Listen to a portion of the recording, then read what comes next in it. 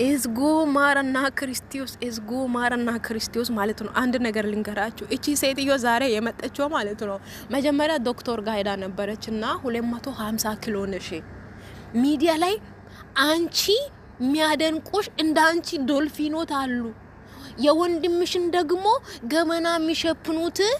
የባንጋልና የፓኪስታን ተራፊዎች አሉ ቲክቶክ ላይ ለነሱ ዝም ብለሽ ስትናደጂ ኪሎ ይቀንሳል ስፖርት ማስራት አትችይም ሰውነትሽን አይቀሳቀስም አለና የሆነ ሻይ ቅጠል ሰጣትና ይዛ መጣች እና ዛሬ የወንድሟ ኦር የዘመዷ ሚስቷን ለመሳደብ ብላ ሽንቷ ተገትራ ውጥር አጭር ሰውና ወፍራም ሰው የምር አትናደዱ አጭር ሰው አትናደዱ ወፍራም ሰው እቺ ሴት እጆ ስታነሳ እጆ ከ50 ኪሎ በላይ ነው ለዛ ላይ እንዳለ ረበስማ በወል በመንፈስ ቅዱስና ተመስገን ዛሬ ልጃችን ሩታ ትክክል ናት ቡዜ ተረጋጊ ሩታ ልክ ናት ጀግና ነሽ ቡዜ አትጨራጨሪ አቦ ሩታ ልክ ናት ቡዜ ተረጋጊ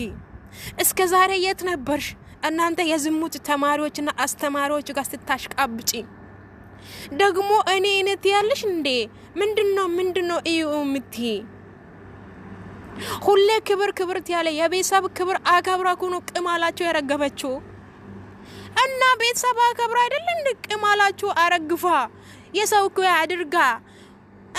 ቄጣችሁና ቦርጫችሁ እንዳይታይ ድብልልቅ ያረገችው እኮ ሩታ ናት ምስኪን ነፈራ